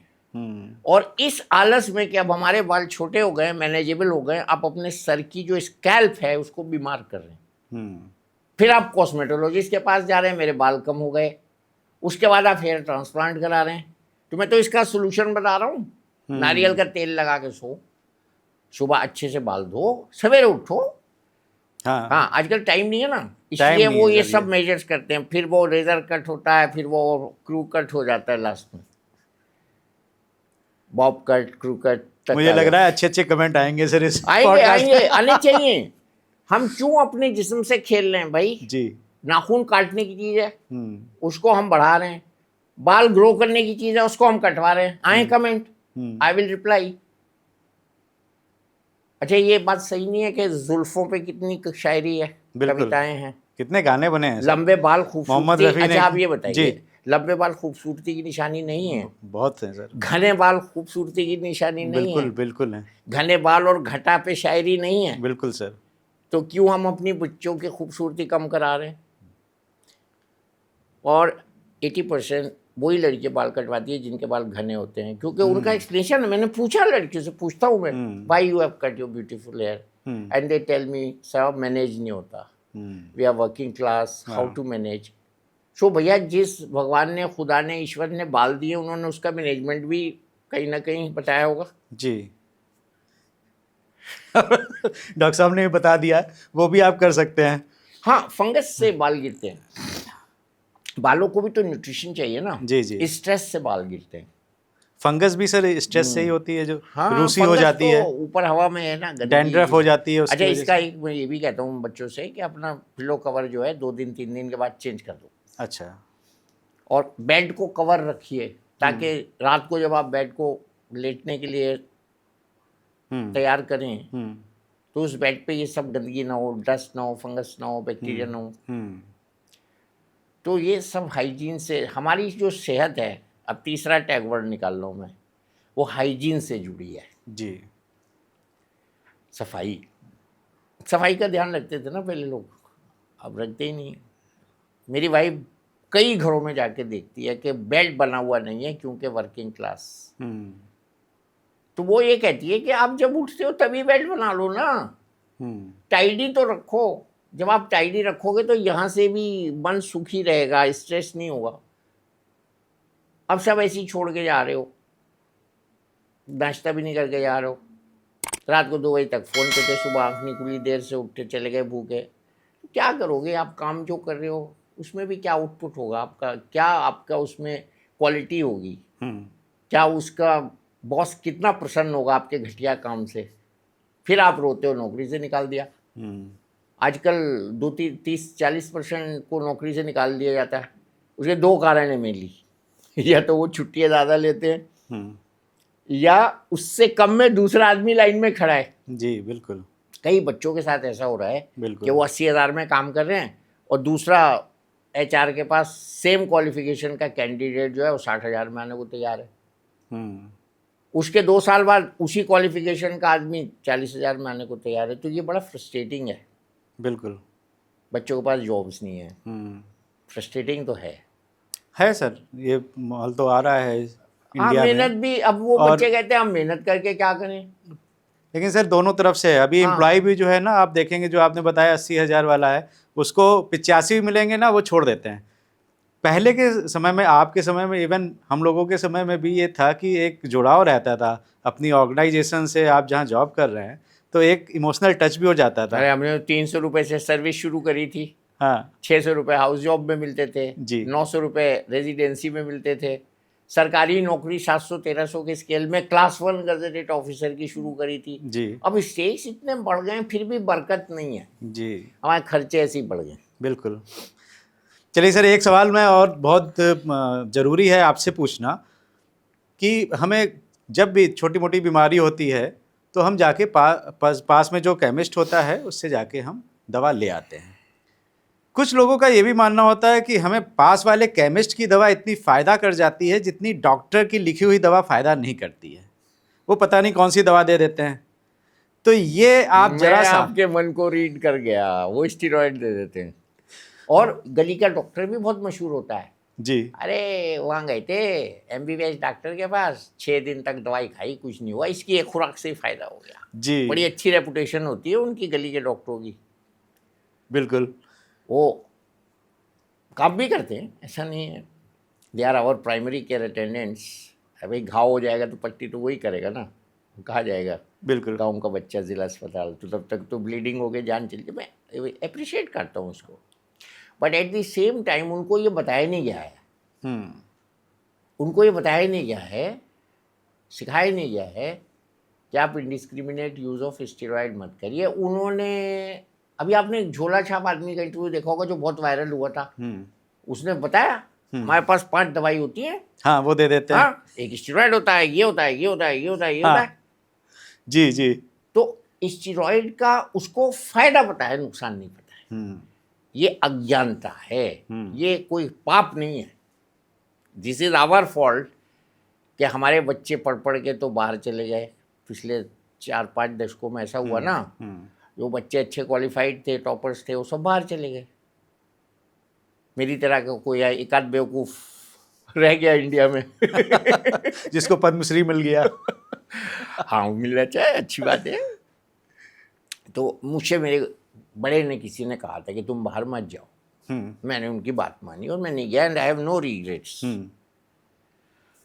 बाहर जाने के बाद भी वो सुखी नहीं है ज़्यादा, वो मिस करते हैं अपने देश को। रहता है।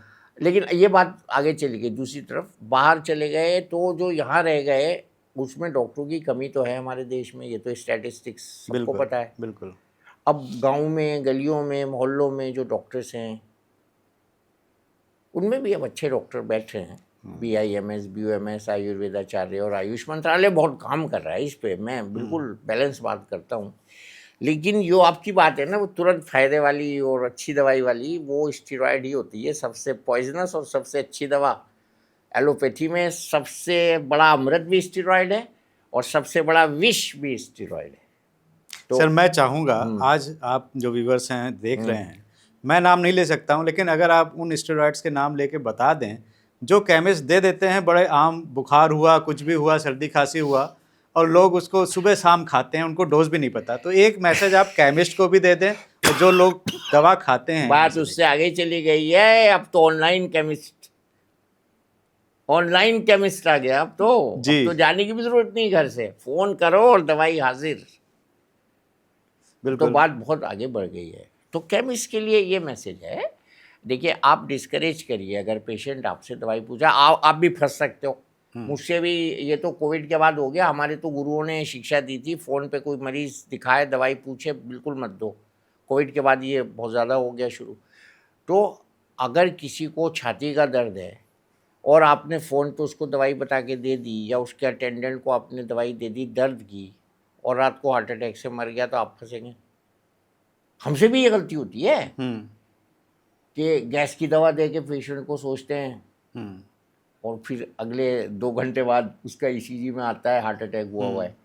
तो ये हम लोगों से भी होती है गलती, ऐसा नहीं है। Qualified doctors also miss heart pain for some other pain and many pains are referred towards heart also. ये दोनों बड़ी दुधारी तलवारी है, डॉक्टरी बड़ी खराब साइंस है। इसमें बहुत बहुत दुधारी चीज़ें हैं, ये भी हो सकता है, ये भी हो सकता है, 2 4 नहीं होते डॉक्टरी में कभी भी जी। तो ये केमिस्ट के लिए मैसेज ये है कि आप उसको डिस्करेज करिए। अब बहुत से केमिस्ट, अब 90% केमिस्ट नहीं दे रहे हैं आजकल दवाएं से जी। ये गुड न्यूज़ भी है आपके प्रोग्राम के थ्रू के केमिस्ट हैव बिकम सेंसिटाइज। नींद की दवाई तो बिल्कुल दे ही नहीं रहे 100% chemist, they have become sensitize. और कफ सिरप का आप कह रहे थे, कफ सिरप में ये होता है कि भाई कफ सिरप को मैं तो कहता हूँ कफ सिरप यूज़ ही नहीं करना चाहिए, क्योंकि ये प्रैक्टिकली कफ को दबाना इलाज नहीं है, कफ के कारण को ट्रीट करना इलाज है। मत यूज़ करिए कफ सिरप, बिल्कुल मत करिए। Cough is our friend not our foe. हमारा दुश्मन नहीं है खांसी, हमारी दोस्त है, बता रही है कि शरीर में रेस्पिरेटरी सिस्टम में कुछ गड़बड़ हो रहा है। कभी कभी हार्ट की बीमारी में भी कफ होता है, कंजेशन होता है लंग्स में हार्ट की वजह से, उसमें भी खांसी आती है। तो उसमें कफ सिरप पी दिया और सो गया मरीज और रात को हार्ट अटैक हो गया या लंग फेल हो गया, जिसको हम कार्डियक एस्थमा कहते हैं ना। वो कार्डियक एस्थमा भी कफ सिरप दे देते लोग और सो गया मरीज। या अम्मा कभी कभी डबल डोज दे देती है बच्चे को कि उसको सोना है, तो 1 चम्मच एक्स्ट्रा पिला दो, सो जाए, उससे टॉक्सिसिटी हो गई। अब ये जो कफ सिरप का कांड हुआ है, ये एथिलीन ग्लाइकोल डाइथिलीन ग्लाइकोल की वजह से हुआ है। वो ड्रमो वाली बात जो हमने शुरू में की थी, तो cough syrup I discourage unless absolutely absolutely absolutely necessary, 3 absolutely cough syrup should be discouraged. Cause of the cough should be treated. अब केमिस्ट के लिए हो गया, मरीजों के लिए ये है कि भैया डॉक्टर को दिखा लो, फ़ोन कर लो। आप एक 5 स्टार होटल में शाम को खाना खाते हो, 10,000 रुपये का बिल देते हो 2-3 लोगों का, वो 10,000 रुपये अपने स्वास्थ्य पे खर्च कर लो। अच्छे से डॉक्टर को, जब मेरा सूट सिलवाना होगा तो मैं सबसे अच्छा टेलर ढूंढूंगा, डॉक्टर को दिखाना होगा तो केमिस्ट से पूछ लूँगा। ये क्या बात कहाँ तक जायज़ है? खुद जवाब दे दे लोग सुनने वाले। बिल्कुल। अच्छे डॉक्टर को दिखाइए, अच्छे अपने लिए सेहत के लिए टाइम स्पेंड। मेरी क्लिनिक पे जो आदमी ये कहता है कि डॉक्टर साहब मुझे जल्दी जाना है, मैं उसको बहुत समझाता हूँ कि तुम नाई की दुकान पे अगर बैठे हो और तुम्हारा 5वां नंबर है, तुम 1.5 घंटा मैगजीन पढ़ के नंबर आएगा तो बैठे रहते हो। सिनेमा में तुम 3 घंटे बैठे रहते हो और मेरे यहाँ तुम्हें 3 मिनट में जल्दी हो रही है। अगर तुम्हें अच्छे से दिखाना है, हाँ वो जो आप बात कर रहे थे ना, डॉक्टर हिस्ट्री नहीं लेते, कभी कभी मरीज को हमसे भी ज़्यादा जल्दी होती है। हाँ वो अच्छा। मिसाल है ना, चश्मा रख के आया हूँ जी मैं, हमारे हॉस्पिटल में बहुत से मरीज आते थे ऑफिस से, चश्मा रख के आया हूँ बस जी, टेबल पे बॉस ने अगर बुला लिया तो वो चश्मा रखा, बस वहाँ जल्दी देख लो मुझे। ये होता है। अब मरीज के पास भी जब टाइम नहीं है, उसकी भी बात करिए आप। मरीज क्यों जल्दी करते हैं भाई? सही बात है। अगर एक डॉक्टर अच्छा है, उसके यहाँ भीड़ तो होगी। हमारे यहाँ एक पंसारी था, पूरा तोलता था, पूरे मोहल्ले के पंसारियों की दुकान खाली रहती थी, उसके यहाँ 1 घंटे में नंबर आता था, लोग लाइन में लग के लेते थे क्योंकि वो झुकता तोलता था, बिल्कुल ईमानदार था। हाँ। तो जो डॉक्टर अच्छे से इलाज कर रहे हैं उसके यहाँ भीड़ है, तो आपको क्या तकलीफ है? वेट करिए। सही बात। अपॉइंटमेंट कुछ नहीं होता मेरे नज़दीक। What is appointment? दिल्ली के जाम में अपॉइंटमेंट से पहुंचता है कोई? है? आपके आने के लिए मैं आज अपनी हॉस्पिटल ड्यूटी पे नहीं गया, क्यों? मुझे पता था वहां से आने में मुझे लग जाएगा 1.5 घंटा जी। आपकी स्टूडियो टाइम खत्म। तो आपको मैनेज करना पड़ेगा ना। बिल्कुल। डॉक्टर को भी टाइम देना है, मरीज को भी धैर्य रखना है, केमिस्ट को अनुशासन रखना है, तीनों को अपना अपना काम करना है। अच्छा सर, आप 3 फॉर्मर प्रेसिडेंट के डॉक्टर रहे, एक फॉर्मर प्राइम मिनिस्टर के डॉक्टर रहे, तो सबसे ज़्यादा हेल्थ को लेके कौन अवेयर और सेंसिटिव था? सब होते हैं ये बड़े लोग, जितने बड़े लोग बनते हैं ना, उनमें 3-4 क्वालिटीज़ होती हैं जी, जो सब में कॉमन होती हैं। जी। मैं बताऊं, एक तो ये लोग अपने समय का सदुपयोग करते हैं। जैसे अगर अपॉइंटमेंट है और एडीसी अपॉइंटमेंट को अंदर ला रहा है, उतनी देर में अखबार की 5 लाइन पढ़ लेंगे, अच्छा। हाँ, सदुपयोग हो गया ना उस 1.5 मिनट का। हाँ एक अपॉइंटमेंट गया, हाँ दूसरे आने में 2 मिनट लगेंगे, उसमें वो कुछ पढ़ लेंगे या हाँ 2 पेपर साइन कर देंगे। हाँ। एक क्वालिटी होती है समय का सदुपयोग करते हैं, दूसरी कम खाते हैं लोग, हम्म कम खाते हैं। दुनिया की हर नेमत होती है राष्ट्रपति भवन में, हम्म। लेकिन प्रेसिडेंट दूसरों को खिलाते हैं, खुद कम अपना खाते। आप कम खाते हैं। हाँ। तीसरा, they find time for physical activity. जैसे प्रणब मुखर्जी साहब सुबह गर्मी हो जाड़ा हो जल्दी उठते थे, 4 किलोमीटर वॉक करते थे, 4.5 किलोमीटर बुकल गार्डन के 4 चक्कर लगाते थे। अच्छा। वेंकटरमन साहब सब एक्सरसाइज करते थे, टेनिस खेलते थे, बैडमिंटन खेलते थे, एक दिन स्विमिंग को भी गए। And I admired, he didn't swim but he went into the water and came back. अच्छा। जबकि पूरा हल्ला था, सर स्विमिंग को जा रहे हैं, पूरा हाँ। प्रोटोकॉल लगता है। हाँ He went, dipped in the water, moved in the water, हाँ। without swimming, came back. अच्छा। फिर ये लोग कम सोते हैं, कम खाते हैं, अनुशासित होते हैं, व्यायाम करते हैं, अपने लिए समय निकालते हैं, और they are well read people. उन्हें गलत और सही का अंदाजा होता है, और जो उन्हें नहीं आता है उसके लिए वो दूसरे से सीखने को इतने बड़े आदमी बनने के बाद भी तैयार होते हैं। I give you as example, in the times of Venkataraman, when a complicated file used to come, I used to see the last appointment, 6:30 PM used to be his last appointment, attorney general of India. He will call the attorney general, discuss with him before signing the file what will be the repercussions of this file, and then give a correct verdict. तो उन्हें भी दूसरों से सीखने में कोई वो नहीं होता। भाई अटॉर्नी जनरल से राय लेके अगर प्रेसिडेंट फैसला कर रहा है अपनी फाइल पे, तो वो तो सर्व मान्य होगा ना जी। तो उसमें प्रेसिडेंट अगर ये हिचकिचाए कि मैं अटॉर्नी जनरल मुझसे छोटा है, मैं इससे राय नहीं लूँगा, तो ज्ञान जो है वो सबसे लिया जा सकता है। सोने को कूड़े के ढेर से भी उठाया जा सकता है, कबीर दास जी का दोहा है। इसी तरह से अच्छे गुण, सद्गुण को किसी से भी सीखा जा सकता है। Prophet was going and a dead dog was lying on the road. His companion said, so much smell is coming, bad smell is coming. The prophet said, don't you see the shining teeth of the dog? So this is, हमें अच्छी चीज को कहीं से भी उठा सकते हैं। बिल्कुल। आजकल बच्चे बुरी चीजें उठा रहे हैं, पुड़िये उठा रहे हैं, सुइये उठा रहे हैं। तो ये समझने का टाइम है। अभी भी भारत सोने की चिड़िया दोबारा बन सकता है अगर हम लोगों ने मेहनत की, हमारी यंग जनरेशन ने मेहनत की। अच्छे कभी कभी सर ये कोई इमरजेंसी ऐसी आई, ये तीनों प्रेसिडेंट जो रहे और एक प्राइम मिनिस्टर वीपी सिंह, जिसको आपने हैंडल किया हो? कई बार आई। अगर नाम लेके आप बता दें। मैं वीपी सिंह जी के बता देता हूँ। मैं एक बार मेयो क्लिनिक में उनका डायलिसिस चल रहा था, and he popped off. I used to sit with him. हाँ। तो वहाँ पे अमेरिका में वो सिस्टम होता है, यहाँ भी होता है, एक कोड ब्लू की घंटी बजती है, तो हर डिपार्टमेंट का डॉक्टर जो अलर्ट पे होता है वो एकदम आ जाता है विदिन 30 सेकेंड्स 40 सेकेंड्स। अच्छा। अब मैंने जो सर उठाया तो 14 डॉक्टर खड़े मेरे चारों तरफ। तो मुझे पता था वो क्या था, उनको पानी ज़्यादा निकल गया था तो वो कोलैप्स कर गए थे। तो वो तो खड़े रहे, सब लोग अपना काम करते रहे, मैंने उनको ऑब्स्ट्रक्ट नहीं किया, because I was a foreigner doctor.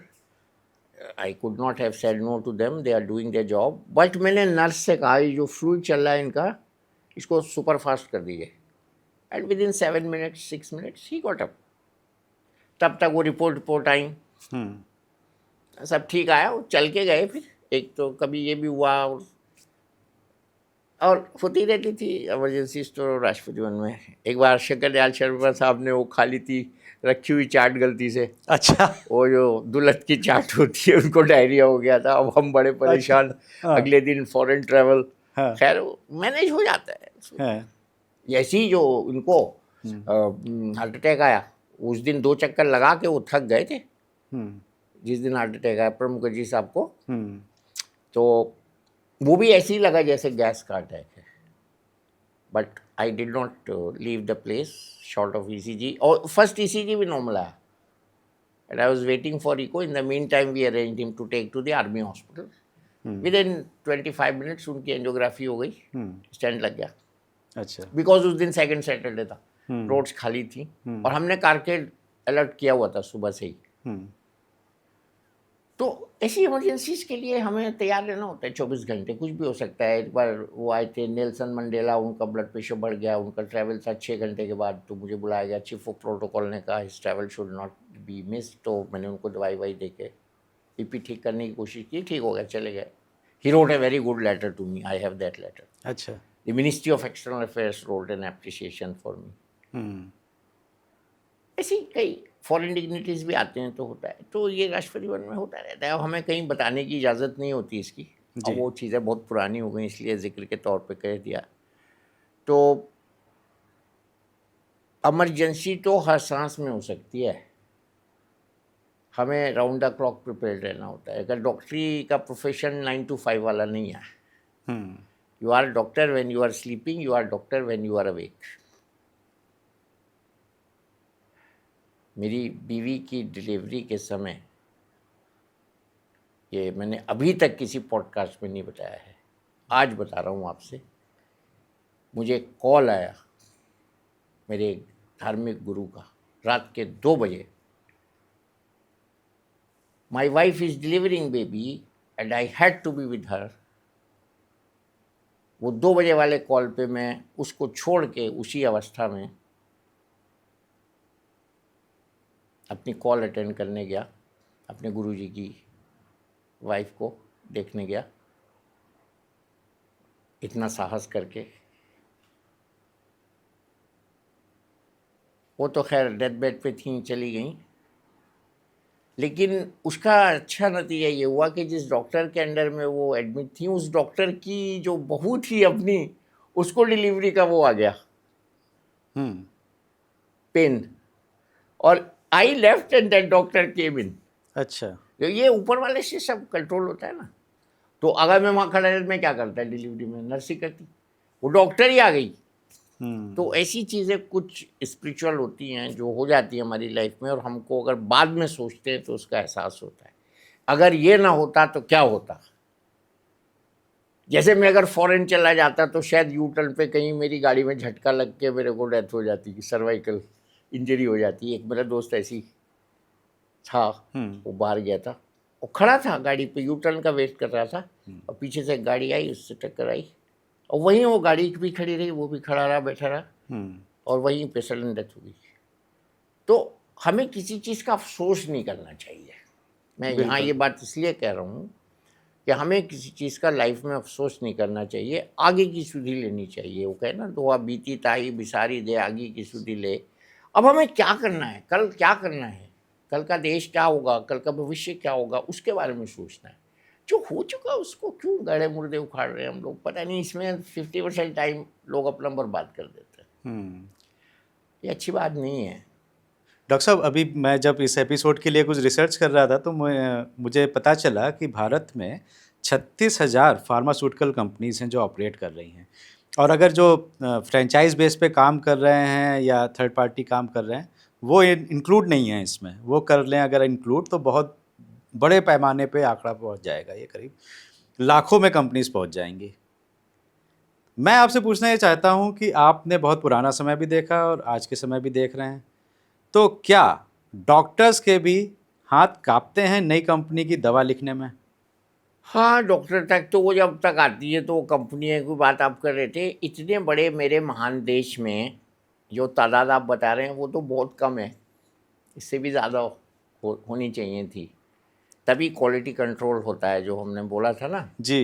ये लास्ट टैग वर्ड है हमारे प्रोग्राम का, क्वालिटी कंट्रोल, जो मेडिकल प्रैक्टिस में भी होना चाहिए, मेडिकल एजुकेशन में भी होना चाहिए, फार्मा इंडस्ट्री में भी होना चाहिए। तो एक तो वो होता है जो बाहर विदेशों में जहाँ आबादी कम है वहाँ एक दवा एक कंपनी बनाती है, हमारे यहाँ ऐसा हो ही नहीं सकता। तो ये सब दवाइयों की जो कंपनी है वो अभी भी मेरे हिसाब से नाकाफ़ी हैं, और एक्सपोर्ट्स हमारे बहुत बढ़ जाएंगे अगर और नई दवा की कंपनियाँ आई क्योंकि world is a biggest market for medicine and India जो है सबसे सस्ता सप्लायर है मेडिसिन का, क्योंकि हमारे यहाँ कॉस्ट ऑफ लेबर वो कम है, रॉ मटेरियल सस्ते हैं। जो कांपने वाली बात है वो तो तब होगी ना जब हम किसी से कोई इंसेंटिव लेंगे उस दवाई के लिए। जैसे मैंने बताया था कि छोटे शहरों में वो साहब 10,000 कप सिरप लिख दो आपको कुछ फ्रिज मिल जाएगा, इस तरह की स्कीम्स।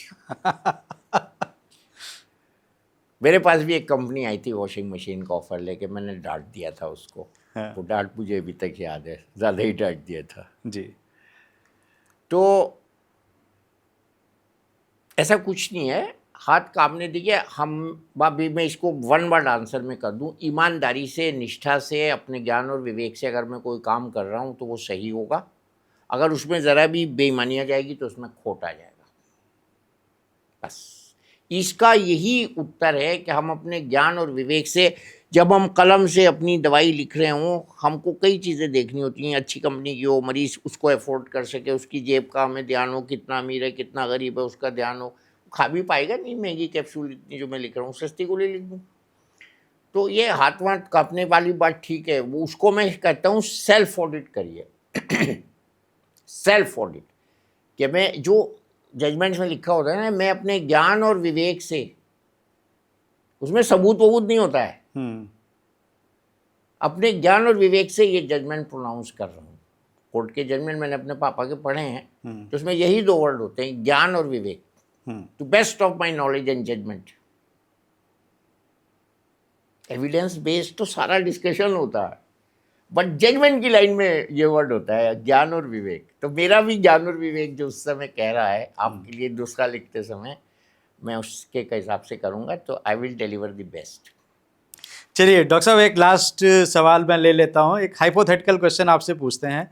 अगर डॉक्टर एम वली को भारत सरकार में स्वास्थ्य मंत्रालय मिल जाए और आप हेल्थ मिनिस्टर बन जाते हैं, तो कौन से 3 काम आप करना चाहेंगे? पहले तो मैं बनूंगा ही नहीं। अगर देखिए, किसी भी स्वास्थ्य मंत्रालय की बहुत बड़ी जिम्मेदारी ये इसलिए नहीं होती है केंद्र में कि हेल्थ स्टेट सब्जेक्ट है।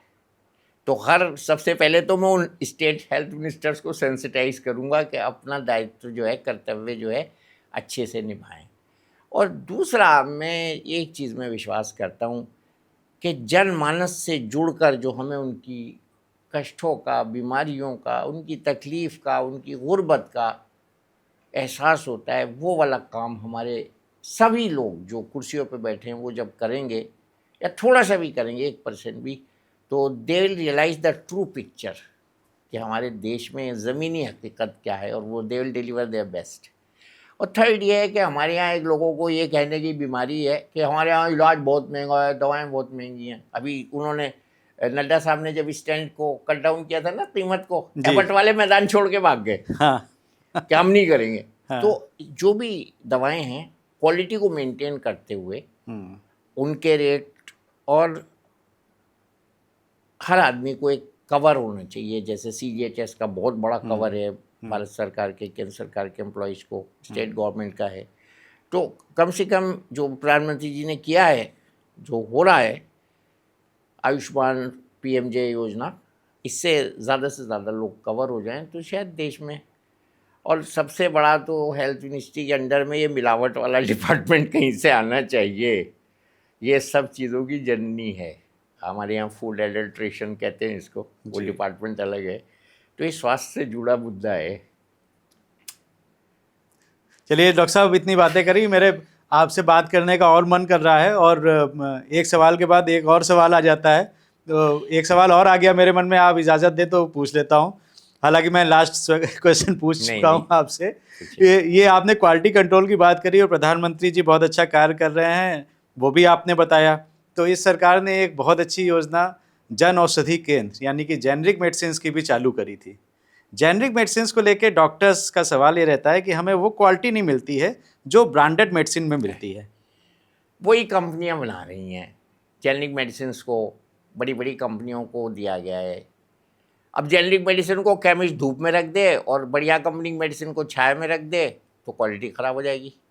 साइकिल पे डिलीवरी हो गई धूप में जून के महीने में तो क्वालिटी ख़राब हो जाएगी। मैंने देखा है ना, I have seen medicine being delivered on cycles सुबह को चलता है वो साइकिल पे 20 केमिस्ट की दवा लेके, शाम तक वो धूप में घूमता रहता है, दवा भी तो धूप लगती है, तो फिर आप ये कहें क्वालिटी अच्छी नहीं है। ये सब कहने की बातें हैं, ये सब कहने की बातें हैं। दवाई दवाई होती है, दवाई में गड़बड़ नहीं हो सकता। और भारत सरकार को जो इतने बड़े लेवल पे, सुन लीजिए ये बात, सब सुन लें, इतने बड़े लेवल पे जो भी मैन्युफैक्चरर दवाई बना के दे रहा है उसको क्वालिटी कंट्रोल का इसलिए ख्याल होगा मेरा अगला टेंडर ना कैंसिल हो जाए। He will be answerable to himself, to government, to God. वो गलत नहीं बना के देगा, प्लीज़। मुझे नहीं लगता है इसमें सच्चाई होगी और ना होती है। हाँ, क्वालिटी ख़राब होती है, पुअर स्टोरेज से ख़राब होगी, आप उसको कंपनी को दोष दे दो। वो तो मुझसे तो लोग आगे पूछते हैं मोदी जी की दवाई ले ले मैं कहते ले लो उसको मोदी जी की दवाई कहते। जी हाँ, कुछ लोग भाजपा की दवाई कहते हैं, उसमें लिखा है, कहते लिखा है भारतीय जन औषधि परियोजना। देखा भैया दवाई है, इसको पॉलिटिसाइज मत करो, ले लो। भारतीय जन औषधि योजना, हाँ, भाजपा लिखा उसमें। अच्छा वो ये है कि हद ये है कि वो उसी कलर में भी लिखा है, गेरुए कलर में। तो मैं तो कहता हूँ भैया तू भाजपा की ले, किसी पार्टी की ले, दवाई ले। बिल्कुल। आपने सर वाकई में इस पॉडकास्ट में बहुत से जो मिथ्स थे और हम लोगों के मन में हमेशा कुछ छोटे छोटे सवाल रहते थे, उनको आपने दिया। आपका बहुत बहुत शुक्रिया सर इस शो में आने के लिए। और आप लोगों को भी ये एपिसोड कैसा लगा हमें ज़रूर बताइएगा कमेंट और लाइक कर कर। अगर आपके कुछ सवाल हैं तो आप पूछ सकते हैं कमेंट करके। हम कोशिश करेंगे कि डॉक्टर वली से वो उत्तर यानी कि आंसर लेकर आप तक ज़रूर पहुंचाएंगे। तिवारी जी टॉक शो को अगर आपने सब्सक्राइब नहीं किया है तो सब्सक्राइब कर दीजिए और अपनी सेहत का बहुत बहुत ध्यान रखिए।